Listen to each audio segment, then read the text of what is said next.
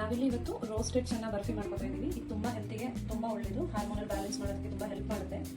ಬೆಲ್ಲನ ಯೂಸ್ ಮಾಡಿಕೊಂಡು ರೋಸ್ಟೆಡ್ ಚೆನ್ನ ಬರ್ಫಿ ಮಾಡೋದು ಹೇಗೆ ಅಂತ ನೋಡೋಣ. ಇದಕ್ಕೆ ಬೇಕಾಗಿರೋ ಇಂಗ್ರೀಡಿಯೆಂಟ್ಸ್ ರೋಸ್ಟೆಡ್ ಚೆನ್ನ 1 ಕಪ್ ತೊಗೊಂಡಿದ್ದೀನಿ. ನಾನಿಲ್ಲಿ ಈ ಥರ ಇದ್ರದ್ದು ಸಿಪ್ಪೆ ಇರೋದು ತೊಗೊಂಡಿದ್ದೀನಿ. ನೀವು ಇದನ್ನು ತೊಗೊಂಡ್ರೆ ಬೆಸ್ಟು. ಇದು ಸಿಗಲಿಲ್ಲ ಅಂತ ಹೇಳಿದ್ರೆ ನೀವು ನಾರ್ಮಲ್ ಹುರ್ಗಡ್ಲೆ ತೊಗೋಬೋದು, ಬಟ್ ನೋಡ್ಕೊಂಡು ತೊಗೊಳ್ಳಿ, ಅನ್ಸಾಲ್ಟೆಡ್ ತೊಗೋಬೇಕು. ಅದ್ರ ಜೊತೆಗೆ ಅರ್ಧ ಕಪ್ಪು ಕ್ಯಾಶು ಮತ್ತು ಬಾದಾಮ್ ಎರಡನ್ನೂ ಮಿಕ್ಸ್ ಮಾಡಿ ಅರ್ಧ ಕಪ್ ತೊಗೊಂಡಿದ್ದೀನಿ. ಹಾಗೆ 3/4 ಕಪ್ ಬೆಲ್ಲ, ಹಾಗೆ ಕೇಸರಿ ದಳ ಒಂದು ಸ್ವಲ್ಪ ತೊಗೊಂಡಿದ್ದೀನಿ, 1 ಏಲಕ್ಕಿ, ಹಾಗೆ ನಟ್ಮೆಗ್ ತೊಗೊಂಡಿದ್ದೀನಿ. ಈ ಡ್ರೈ ಇಂಗ್ರೀಡಿಯೆಂಟ್ಸ್ನ ಇವಾಗ ಫೈನ್ ಪೌಡರ್ ಮಾಡ್ಕೊಳ್ಳೋಣ. ಫಸ್ಟು ನಾನಿಲ್ಲಿ ಬಾದಾಮಿ ಮತ್ತು ಗೋಡಂಬಿನ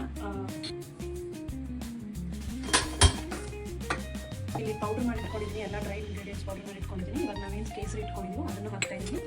ಹಾಗೆ ನಟ್ಮೆಗ್ ಪೌಡರ್ ಏನಿತ್ತು, ನಟ್ಮೆಗನ್ನ ನಮ್ಮೂರ ಕಡೆ ಜಾಯ್ಕಾಯಿ ಅಂತಾರೆ.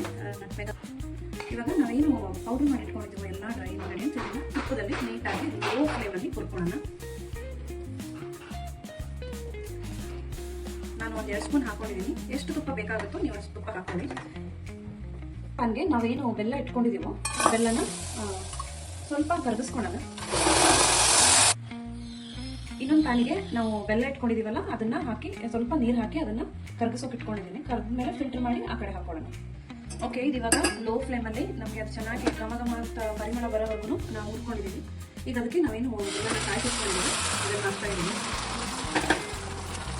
ಹಾಕಿ ನಿಧಾನಕ್ಕೆ ಮಿಕ್ಸ್ ಮಾಡ್ಕೋಬೇಕು.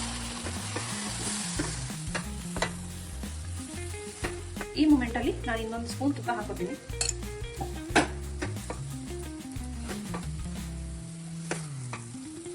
ಇದು ಚೆನ್ನಾಗಿ ಮಿಕ್ಸ್ ಆಗ್ತಿದೆ. ಇದು ನೋಡಿ ಇವಾಗ ಆಗಿದೆ. ಈ ಥರ ಫುಲ್ಲು ಡ್ರೈ ಆದಮೇಲೆ ಇವಾಗ ಇದನ್ನು ಡಿಶ್ ಔಟ್ ಮಾಡ್ಕೊಂಡು ಇವಾಗ ನಾನೊಂದು ಮೌಲ್ಡ್ ಹಾಕೊಂಡಿದ್ದೀನಿ. ನನ್ನ ಹತ್ರ ಕೆಲವು ಡ್ರೈ ಫ್ರೂಟ್ಸ್ ಪೌಡ್ರ್ ಸ್ವಲ್ಪ ಸ್ಟ್ರೆಚಸ್ ಮಾಡಿಟ್ಕೊಂಡು ಅದನ್ನ ಗಾರ್ನಿಷಿಂಗ್ ಮಾಡ್ಕೊತಾ ಇದ್ದೀನಿ. ಇದನ್ನು ಇವಾಗ ಒಂದು 1.5 ಅವರ್ 2 ಅವರ್ಸ್ ಹಾಗೆ ರೂಮ್ ಟೆಂಪ್ರೇಚರಲ್ಲಿ ಹಾಗೆ ಬಿಟ್ಟೆ ಆಮೇಲೆ ಕಟ್ ಮಾಡಿ ತೋರಿಸ್ತೀನಿ ಹೇಗಾಗುತ್ತೆ ಅಂತ.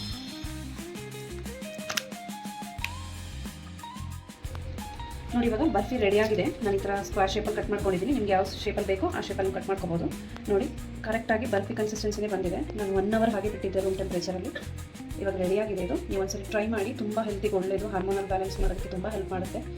ಹಾಗೆ ಬೆಲ್ಲ ಮತ್ತು ಹುರ್ಗಡ್ಲೆ ತಿನ್ನೋಕ್ಕಾಗಲ್ಲ, ಹಾಗಾಗಿ ಈ ಥರ ಬರ್ಫಿ ಥರದಲ್ಲಿ ಟ್ರೈ ಮಾಡ್ಬೋದು. ಮಕ್ಕಳಿಗೂ ಕೊಡ್ಬೋದು.